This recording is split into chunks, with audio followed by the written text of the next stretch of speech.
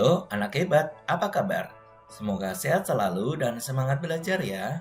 Pada video kita kali ini, kita akan belajar bab 3, topik C, hubungan yang unik pada makhluk hidup dengan materi Mari Mengenal Simbiosis, muatan IPAS untuk kelas 3 SD. Hubungan unik makhluk hidup. Setiap makhluk hidup dalam sebuah ekosistem tidak dapat hidup sendiri. Oleh karena itu, terbentuklah suatu interaksi antar makhluk hidup. Interaksi tersebut penting dilakukan oleh makhluk hidup guna menjaga kelangsungan hidupnya. Apa pengertian dari simbiosis? Simbiosis adalah hubungan antara dua makhluk hidup yang hidup berdampingan. Contoh sehari-hari seperti teman yang saling tolong-menolong. Simbiosis ada 3 jenis. 1. Simbiosis mutualisme. 2. Simbiosis komensalisme. 3. Simbiosis parasitisme. Mari kita cari tahu ketiga jenis simbiosis tersebut. Simbiosis mutualisme, yaitu simbiosis dengan hubungan yang saling menguntungkan. Misalnya, pada lebah dan bunga. Lebah mendapatkan nektar, sedangkan bunga terbantu penyerbukannya. Selanjutnya, hubungan antara kerbau dan burung jalak. Burung jalak memakan kutu, sedangkan kerbau terbebas dari kutu. Itulah contoh dari simbiosis mutualisme yang saling menguntungkan. Contoh simbiosis mutualisme di alam. Misalnya antara lebah dan bunga. Lebah mendapatkan nektar dari bunga sebagai sumber makanan. Sementara bunga mendapatkan bantuan dari lebah dalam membantu proses penyerbukan. Selanjutnya antara buaya dan burung plover. Burung plover mendapatkan makanan berupa lumut dan sisa daging di gigi buaya. Sedangkan mulut buaya bersih dari lumut dan kotoran sisa makanan.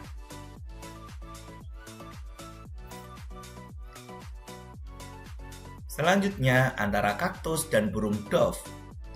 Kaktus menyediakan makanan untuk burung dove berupa buah dari tanaman kaktus. Sedangkan kaktus dibantu dalam penyerbukan berupa biji yang ikut tersebar. Selanjutnya, antara ikan badut dan anemon laut. Ikan badut mendapat tempat tinggal dan perlindungan dari predator. Selain itu, ikan badut juga memakan alga dan hewan kecil di sekitar anemon yang membahayakan hidup anemon.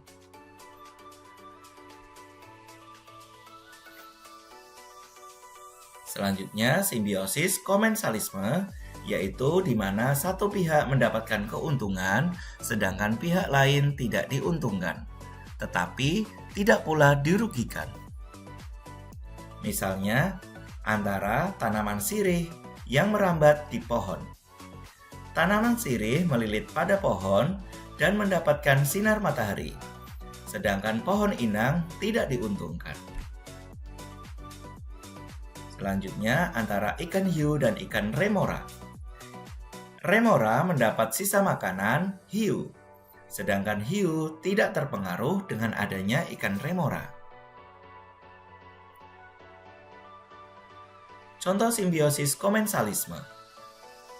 Berikut adalah contoh simbiosis komensalisme yang diketahui terjadi di alam.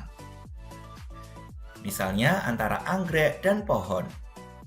Anggrek mendapat tempat untuk tumbuh dan mendapat cahaya matahari dengan menempel pada pohon.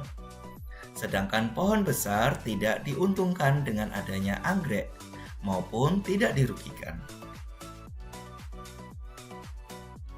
Selanjutnya antara ikan remora dan hiu.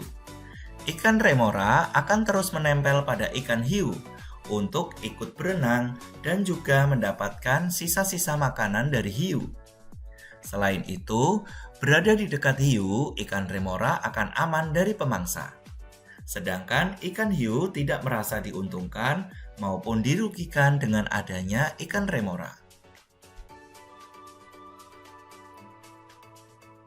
Selanjutnya, simbiosis parasitisme merupakan hubungan di mana satu pihak mendapatkan untung, namun pihak lain dirugikan. Misalkan antara sapi dan cacing pita. Cacing pita di tubuh sapi akan mendapat makanan dan tempat tinggal, sedangkan sapi akan menjadi sakit. Maka cacing pita untung, sedangkan sapi dirugikan. Inilah simbiosis parasitisme. Berikutnya antara anjing dan kutu. Kutu pada anjing mendapatkan makanan dan tempat tinggal, sedangkan anjing akan menjadi gatal. Contoh simbiosis parasitisme di alam antara lain hubungan antara nyamuk dan manusia. Nyamuk mendapatkan makanan berupa darah dari tubuh manusia, sedangkan manusia akan merasa gatal dan tertular penyakit yang disebarkan oleh nyamuk. Selanjutnya, hubungan antara Rafflesia arnoldi dan tumbuhan inang. Tumbuhan Rafflesia arnoldi mendapat keuntungan dengan menyerap zat hijau daun dan sari makanan dari tumbuhan inang. Sedangkan tumbuhan inang lama-kelamaan akan mati. Berikutnya, tanaman tali putri dan tanaman inang. Tanaman tali putri mengambil makanan dari tanaman inang. Akibatnya, tumbuhan inang menjadi tidak subur, lama-kelamaan akan mati. Demikian video pembelajaran kita kali ini. Sekian dan terima kasih perhatiannya.